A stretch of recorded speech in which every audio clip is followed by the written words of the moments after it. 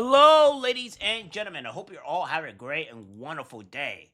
Well, what we have here is a great and beautiful thing from Donald Trump. He has continuously bring peace to this world and to this country because we don't have to deal with the insanity that is, you know, other world and outworld politics, where he has to be constantly at war with people. He has reached a deal with with Hamas, or rather Israel and Hamas, for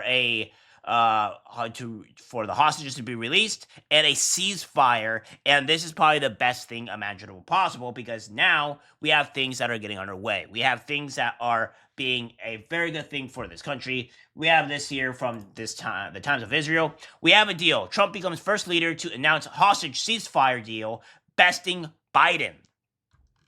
U.S. President-elect Donald Trump becomes the first person familiar with the negotiations to publicly confirm on record that a hostage release and ceasefire deal has been reached.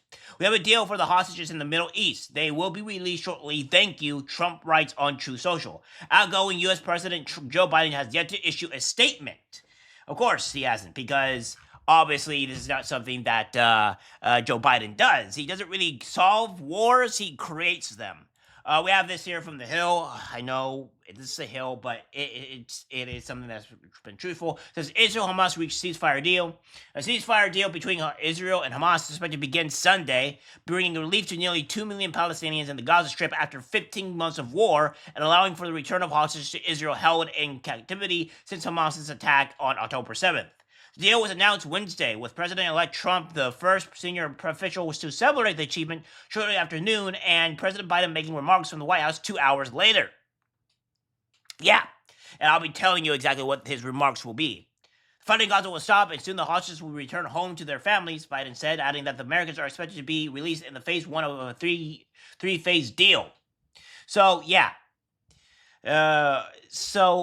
Trump is doing God's work. He is making peace around the world. Now he just needs to get fixed that Ukraine and Russia problem, and we'll be all smooth sailing. We'll be with peace again in the world, with Joe Biden only being known to create wars and cause problems, both for the American people and the world. We have this here from Colin Rugg, pretty much saying, when it comes to the involvement of Biden's own State Department gives credit to Trump for the Israel-Hamas ceasefire deal, and an hour after Biden gave credit to himself. That has to hurt. When it comes to the involvement of President-elect Trump's team, it has been absolutely critical in getting this deal over the line.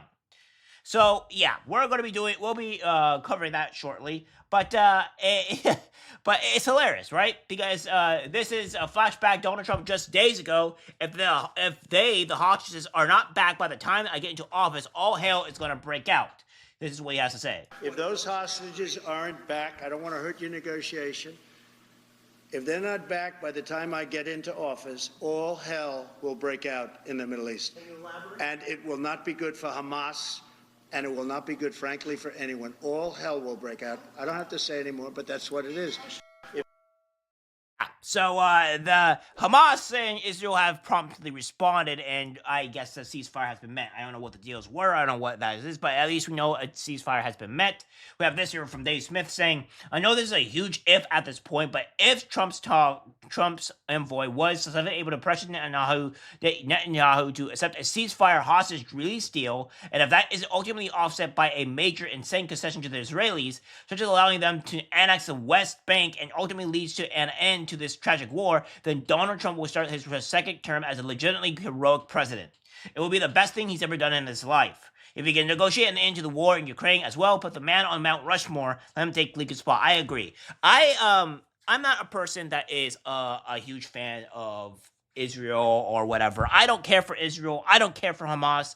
I only care about my United States. I only care about my country. And maybe Canada too, because they're just our immediate neighbors. I mean, come on, they're like right up there. But outside of those people, I really do not care at all on what is going on with those countries.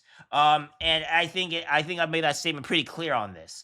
And if Trump manages to do this, yeah, he deserves a place on Mount Rushmore. It's just 100% certain. And this is what Trump's statement on the Hodges deal before taking office. He goes on to say here, guys, that this epic ceasefire agreement could have only happened as a result of our historic victory in November.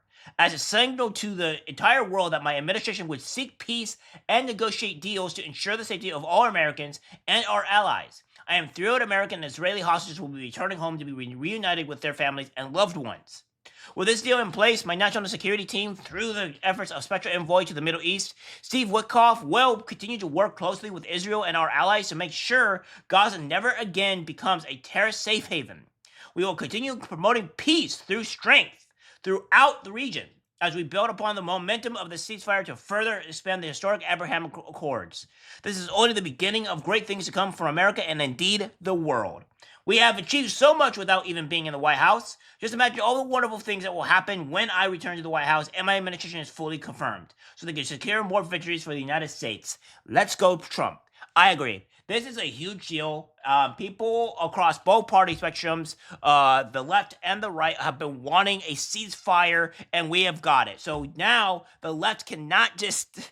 It's going to be really hard for the left. And the Democrats is going to be forever doomed. I mean, how can Democrats come from this when they have a president that has failed to do anything of remote good in the past 4 years? And then everybody that's been telling him, we want a ceasefire, and Trump managed to get a ceasefire before he's even a president-elect, or before he's even president.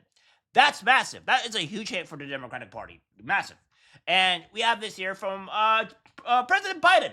He is trying to take efforts and victory laps of what President Trump did, because of course President Biden has to be the centerpiece of everything, right? He has to be the one. I did this.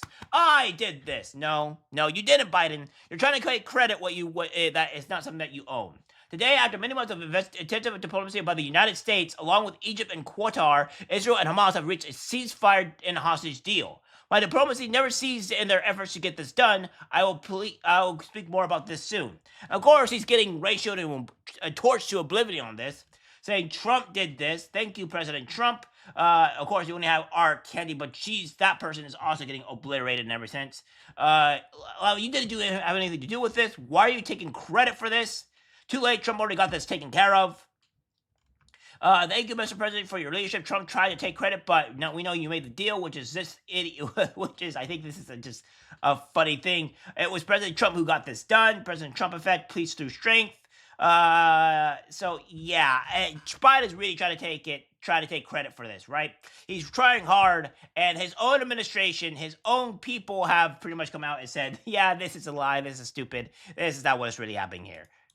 When it comes to the involvement of President-elect Trump's team, it has been absolutely critical in getting this deal over the line. And it's been critical because, obviously, as I stand here today, this administration's term in office will expire in 5 days.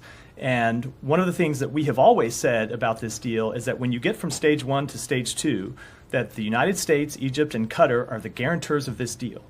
And Egypt and Qatar will push Hamas to stay at the bargaining table and to get from stage 1 to stage 2, and the United States will push Israel to stay at the bargaining table to get from phase 1 and phase 2. So obviously those are promises we cannot make on behalf of the United States for any longer than the next 5 days. And so it's critical that all of the parties to the agreement and the other mediators see that when the United States is in the room making commitments, those are lasting commitments that extend beyond this administration into the next one. I will just say, lastly, I don't know if it's unprecedented to have envoys from an outgoing and an incoming administration sitting at the same table negotiating a ceasefire agreement of this kind. But if it's not unprecedented, it's certainly unusual. And we, of course, thank the Trump team for working with this on this ceasefire agreement. We think it's important that they were at the table. Yeah, so really smashing Biden's effort to try and take credit for this. It's really quite hilarious, honestly, and it doesn't work. It does not work for good old Biden here. Try to take credit for things. Well, guys, we are already at world peace. We have 4 days left before Trump is in office. He's already being more of a president than Biden has in the past 4 years, and we love to see it. All right, guys, that's it for the video. Like, share, and as always, take care, my friends. I'm disgusted by what I see in public. Even people closest to us can't be trusted because it's algorithmic disease, the social media.